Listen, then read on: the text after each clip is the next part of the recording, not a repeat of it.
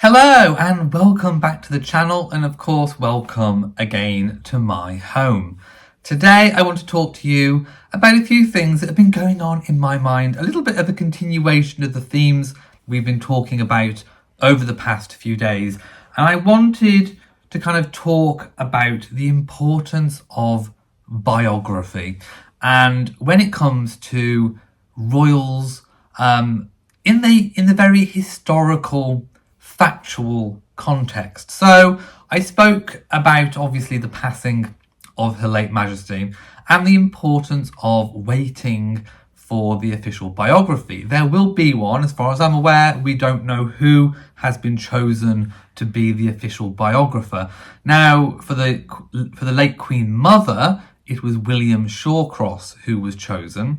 I think mainly for his impartiality, but also his writing skills as well. So what happens with a royal biography, an official royal biography? We're not talking about someone who is writing through second-hand information, hearsay. We are talking about someone who is given official access to diaries, records, interviews with former and current staff members. Basically, they have access to everything to compile a full, rounded, impartial picture. So it's very important to wait for the official biography of the late Queen Elizabeth II. Timescales, as I said in yesterday's video, it took 7 years from when the Queen Mother passed away until her official biography by William Shawcross was actually released. It could take even longer with Her Majesty because you've got 70 years of records and diaries to go through of being a queen, and then you've got her life before that as well. So that's a lot of information to process for sort of one biographer. I think it is important to just have one biographer, one official biographer, so that everything kind of flows and is very cohesive. But it could take time. I think it could take 10 years. It could even take 15 years before we get a full, true account. Now, I was reading the comments in my previous video, and someone said Giles Brandreth would be a good candidate to be the biographer. And I have to disagree on this, and I'll tell you why. The reasons that the person gave for him being a good candidate was exactly the reasons why I don't think he'll be a very good candidate. They said that he would be good because he was sort of known by the family, sort of in their circle. I actually think that's completely not what a biographer should be. It should be someone that's impartial, someone that doesn't have any sort of loyalties or friendships or connections to the royal family. It should be someone very impartial that's got the skills of writing, historical biographies. Because the importance of biography is that in the future, this document, what's expected to be a rather thick tome, will be used when I'm in 100 years, 120 years, as sort of the official record, the oracle, if you like, of Elizabeth II's reign and life, the life and times of Elizabeth II, basically. So in 200 years, this biography will be the cornerstone of documentaries, TV adaptations. Future generations will use this as their way of looking into the past and seeing what our times, what the reign of Elizabeth II is like. So it's important to get it right. And I think having someone with connections to the royal family is not the right way to do it. One person that sprang to mind to me is actually a lady called Alison Weir, a renowned historian, has written many factual historical books. She's also written fiction, but her groundwork, her bread and butter, if you like, her history is in factual work, and she's a very, very good writer. So she's someone that I would quite like to see, but there are lots of other candidates as well. So that's why I don't think Giles would be particularly good in that instance. Which also kind of brings me to Queen Victoria, because she was an avid diary writer. In fact, you've got access online to all of Queen Victoria's edited diaries. And this is why I think it's important not to kind of tamper with history. So when Queen Victoria passed away, she left many, many, many diaries that she had written throughout her life. She was an avid diary writer. And one of her daughters went through all of her diaries. I'm paraphrasing here now. There's a lot more information than this. But just to simplify, one of her daughters went through all of her diaries, rewrote them, and redacted large amounts of text, and then destroyed the originals. It was like historical road rage. It was like a historical massacre, and we are never going to get back that kind of true picture of what Queen Victoria really felt and thought. Now, I don't think Elizabeth II went into such detail as Queen Victoria did, but I'm just hoping that when the biographer gets access to some of these things, that nothing is, or that a family member doesn't go in and redact anything. I think it's important that we know in future generations what Queen Elizabeth actually did think and feel, because during her reign, she was very good at keeping those inner thoughts and feelings to herself. She was very, very good and very respected for that. So I just thought I'd kind of touch on the importance of biography, how important it is to get it right, not just so that we know in the here and now what's been going on, but for future generations as well. Plus, there will be things that are embargoed for 100 years, and that information will be available to generations in the future. So the true life and times of Queen Elizabeth II won't be fully known probably for 100 years. We won't be around then, very unlikely. So we're probably looking at the true full picture will be realised by probably, Prince George's children's generation. So that's important to know. I also got written down, I want to talk about this kind of period that I'm dubbing the royal lull. And I think we're going to have about 15-20 years of this royal lull. I'm talking about the working members of the royal family. We know that Charles wanted, His Majesty wanted a slimmed down monarchy. Well, he's got one without having to really try very hard. Through natural wastage, Harry and Meghan aren't working royals anymore. Prince Andrew isn't a working royal and is not expected to come back to be so. So really, we have a core working family. We have the King and Queen, we have the Duke and Duchess of Gloucester, but they, obviously are not going to be working royals forever. Princess Alexandra, she is elderly, still performs duties, but not many. So really, the key working royals are Charles and Camilla, Princess Anne, the Princess Royal, Edward and Sophie, the Waleses, and that's it at the moment. So until George, Charlotte and Louis are of age, and hopefully of a will to do so, there won't be any new members of the royal family that are working. I was reading the comments again, and someone said, what do you think about Mike and Zara potentially coming in and being working royals, along with Princesses Beatrice and Eugenie? That is most definitely an option. The easiest option to get working royals in, if King Charles chooses to do so, would be Beatrice and Eugenie, if they wanted to.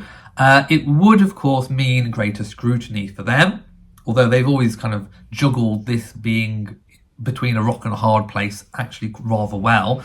It would mean that they would have to, not really do any money-making activities, because that would be deemed as using their royal connections to make money whilst being a working royal, which we know doesn't work.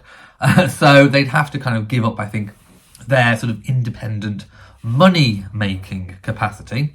But they could come into the working royal fold and do a really good job, because they are really dedicated, dutiful, girls. And I think given the opportunity, well, women now, I still remember them being little. They are younger than me. So they are women, they are grown women, and they are very capable. One thing that Andrew and Sarah did do very, very well was raise two amazing daughters. That's the one thing Andrew and Sarah most definitely got right. Zara and Mike Tyndall, the daughter of Princess Anne. Of course, people often forget that there is an elder brother, Peter, who could also potentially be a working royal. I don't necessarily think he has any appetite for that. I think, if anything, the stars of the show in terms of Princess Anne's children has always been Zara. There's always been more attention on Zara than Peter. So we saw in the recent podcast how well Mike Tyndall comes across. He comes across as very personable, very likeable. Zara and Mike together make a really good couple. I don't see a reason why the king couldn't elevate Zara and Mike to being working royals, but there would likely have to be some kind of discussion around title and style. As we know, Princess Anne didn't want her children to have titles and styles because she thought, rightly so, that it would impede them in their future, earning potential. Basically, Princess Anne could see the writing on the wall. She knew that her children would not be working royals, so she set them up for success, basically. And they have. Both Peter and Zara have done amazingly well. But there is always the option that King Charles could bestow titles upon Zara and Mike. Traditionally, the title would go to the male, and then as a spouse, Zara would take on the feminine style and title. But things could be shook up, and it could be that Zara is the main title holder, and then Mike is allowed to kind of have a spousal title off the back of that, which would be quite revolutionary because that mechanism is not currently in place, so that would be a first. So they could be made an Earl and Countess, they could be made a Duke and Duchess, or indeed, Zara could be made a Princess of the United Kingdom. All possibilities, but I don't think that King Charles will go down that route. The most likely route is our already existing blood princesses in Beatrice and Eugenie. So that would be nice. But otherwise, if this doesn't happen and there are no new intake of working royals, then we're going to have a lull period, because think about it, until that point when George, Charlotte and Louis even start thinking about what they want to do post-education, then it's going to be sort of 10, 15 years into the future. So we're stuck with this kind of core working royals for that probable amount of time. So I'm calling it the royal family lull. So, which leads me on to what happens next with titles and styles going forward. King Charles hasn't issued any letters patent to change the way that things are done. So there are always, when it comes to titles and styles, a lot of what ifs and sort of probabilities that might happen. So lots of scenarios to think about. The main, of course, one is what will happen to George, Charlotte and Louis, and of course Archie and Lilibet in turn. So let's start with the Wales children. So if Prince George marries someone before his father is king, then it is likely that George could potentially be given a dukedom upon marriage, in which case he would be known as the Duke of whatever, and his wife would be the Duchess of whatever. Now, of course, we are, making assumptions that George would want a wife, so we have to go with assumptions at this point in time because we don't know a lot. It's a lot of sort of thinking about the future. Anyway, anything could happen, basically. So he could be given a ducal title in the same way that his father, William, was given the dukedom of Cambridge. Also, there is the possibility that he could just remain a prince of the United Kingdom, and then obviously any female spouse would be a Princess George of the United Kingdom. Or it could be that he marries when his father William is king, which is probably more likely. At which point he would already be the Prince of Wales, and then his spouse would be known as the Princess of Wales. As I said before, there is no provision currently in place for a same-sex marriage, a same-sex union. So that would have to be discussed at the time, although I would favour those discussions being happening now before any event, so that there is something in place should that eventuality occur, which it might. Princess Charlotte. Now, Princess Charlotte's interesting because until she is either given another title or takes one on of a future husband, she will remain Princess Charlotte of the United Kingdom and Princess Charlotte of Wales for a long time. So even if there is a new Prince of Wales, if her brother George ascends that title, she would still be known as Princess Charlotte of Wales. If she is married at that time, she would drop the of Wales and just be Princess Charlotte, in the same way that Princesses Beatrice and Eugenie have done when they married. And then she would be known as Mrs. Princess Charlotte, Mrs. whatever, Mrs. surname. Now, if Princess Anne passes away, or when Princess Anne passes away, Charlotte is likely going to get the title of Princess Royal. So that would be her title. So that's kind of Charlotte's anticipated title and style end game, if you like. Now, Prince Louis is a little bit different because I would expect the title that's going to be most reserved for him is probably the Dukedom of York. Dukedom of York cannot be passed down through the current female line. So upon Prince Andrew's passing, that will revert back to the crown and can be redistributed, I think, possibly to Prince Louis. So in the meantime, up until that point, Prince Louis could remain Prince Louis of Wales. Upon marriage, he could be given another dukedom. So there's a few possibilities for Louis, but I think most likely, or he could even be given an earldom in the same way that Prince Edward was given the earldom of Wessex in anticipation of becoming a duke eventually. So, which of course transpired and happened. So that could possibly be Louis's future route. Lilibet and Archie, now of course they cannot pass on to their children their HRHs and prince or princess styles and titles. But what Archie will be able to do is pass on the hereditary dukedom of Sussex. So Archie's eldest child, eldest male child, because the male primogeniture still exists for the British aristocracy, then the eldest male child would receive the dukedom of Sussex. If Archie doesn't have a son, then that title would revert back to the crown.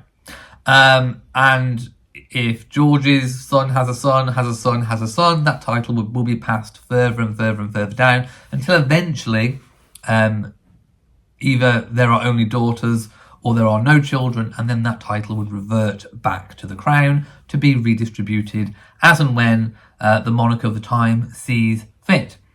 Princess Lilibet cannot pass on any titles. The only way that she would get a different title is if she were to marry somebody that had a title, and then she would take on the feminine style form of that title. So that kind of leads me on titles and styles are very complicated. So if you do have any questions about, I hope I've simplified it as much as I can. Harry and Meghan, the relevance and influence was another thing that I've been thinking about recently, in particular because Harry and Meghan have just attended a surprise fundraiser benefit hosted by Kevin Costner, and I think I've got it written down, it's the 1805 Live fundraiser. So, a worthwhile cause. You'll never find me criticising a charity or a cause. But Harry and Meghan, whenever they appear at an event, the attention is always on them, which is, someone else commented in the comment section about, why am I mad that Harry and Meghan are getting attention at the Invictus Games? I'm not mad at them getting attention. They are always going to get attention. In fact, a royalist, a monarchist, should actually be quite pleased that Harry and Meghan are getting attention, because they are deriving the attention from being members of the royal family. If Meghan had not married into the royal family, does anyone really think she would be having the same level of attention? She was getting attention before marrying Harry, but not at the same international level that she's getting now. Yes, she attended charity events internationally, but it wasn't at the same level of fame that the royal family has brought to her. And if Prince Harry hadn't been royal, if he was just a regular, everyday person in Britain, he would not be doing anything like what he's doing now. So they derive all of the attention from being members of the royal family, even though they are not working members. So for a monarchist, it actually shows that there is a lot of interest still in the royal family. So attention is not what bothers or concerns me. It's all about choice. You know how the press are going, whether you agree with it or not is irrelevant. You know how the press are going to react when you turn up as a couple at an event. So when you turn up at an event like the Invictus Games as a couple, when Meghan joined Harry, you know that that is going to get splashed all over the papers, all over the press, online, in print media, all over the internet. Royal commentators, everybody is going to be talking about that. And the focus comes off of the actual, what should be the focus, which is, of course, the Invictus Games, or indeed Kevin Costner's benefit. So Harry and Meghan turning up, it does turn it into this kind of show. And it's all about choices. If you know that's going to happen, then you make the choice to walk into and generate that attention. That was my kind of point. But with regards to relevance and influence within the royal family, the relevance and influence is diminishing year on year. Every year that they are not working members of the royal family, not resident in the United Kingdom, the less relevance they have. The monarchy is carrying on. I've just discussed, and a link back, I've just discussed how small and tight the royal family is at the moment, and it will be for 10, 15 years to come in the future. But it is still working. The wheels of monarchy are still turning. Harry and Meghan's departure has not changed anything, and if they thought that it was going to, then it most certainly haven't.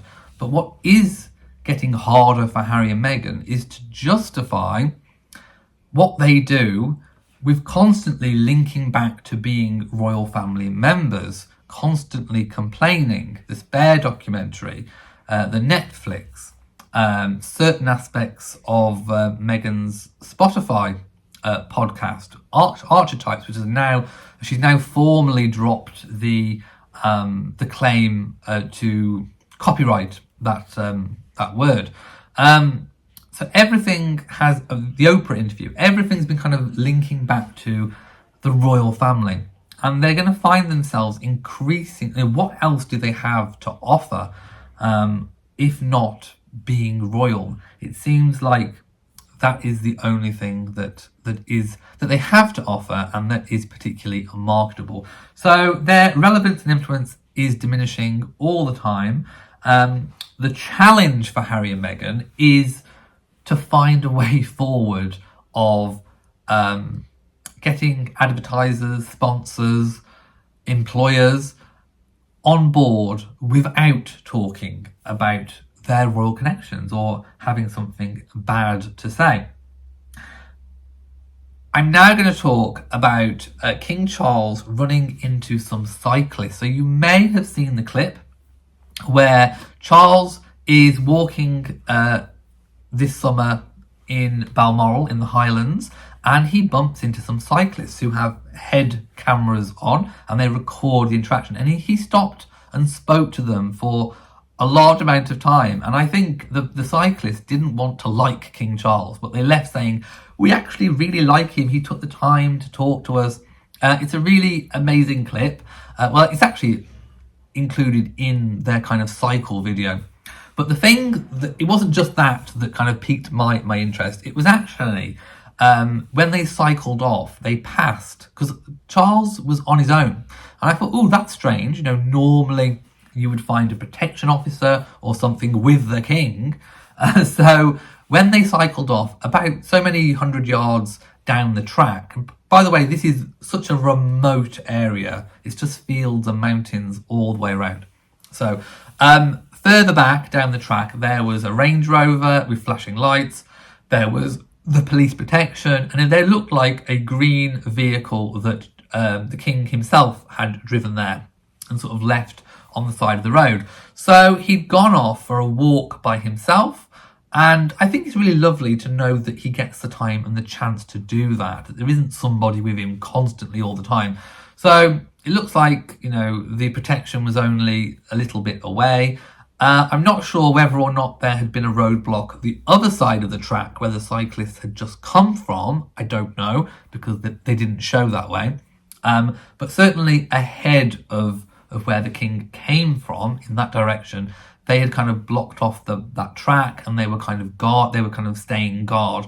So he has his security with him, but he is afforded that relaxation time when he likes to go off and still enjoy walks. So I just thought that was a really important thing to speak about.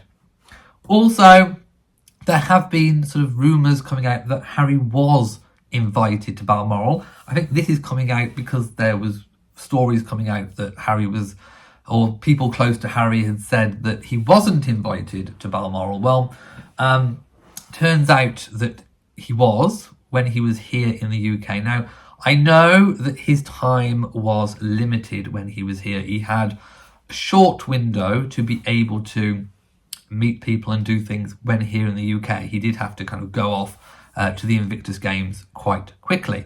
But there was time, if things had been just slightly rejigged a little bit, to go to Balmoral. He turned that down, if this story is to be believed. And I don't see a reason why not to believe it. But it would have meant that Harry would have had to have been up in Balmoral with Prince William, Catherine and Charles and Camilla for the first time in a long while, where they could have potentially had a bit of a discussion and chat. So that was turned down. Also, I think there was a bit of a ruckus on what Harry wanted in terms of protection and whatever whilst he was here. He wanted somewhere to stay, and there simply wasn't the accommodation that was available in Windsor. So going to Balmoral would have been a more sensible offer. Of course, you know, the whole kind of royal court, the core of it decamps from wherever the king is and goes to where he's going to. So Balmoral in the summer is where everything is based. And also, you know, does he not want to see his father? I mean, I'm just saying. Anyway, I'm going to leave it there for now. If you have enjoyed this video, then... Oh, by the way, there's a live chat. I did a live chat yesterday, so it doesn't always show up in the uploads. You have to go to the live section. So if you've missed my live chat yesterday, please go and take a look at that. This is kind of a continuation of that chat. So there's a lot more content in there.